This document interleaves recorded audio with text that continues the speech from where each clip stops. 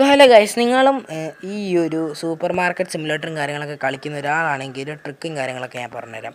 അതായത് നിങ്ങളെപ്പോഴും നിങ്ങളൊരു 6 ഉറുപ്പ്യക്ക് കളിച്ച് എന്നിട്ട് എപ്പോഴും ടാക്സ് ഒരു 50-60 രൂപയാണ് നിങ്ങൾക്ക് ടാക്സ് പോകുന്നതെങ്കിൽ അതൊക്കെ കുറയ്ക്കാനായിട്ടൊരു ട്രിക്ക് ഞാൻ പറഞ്ഞുതരാം.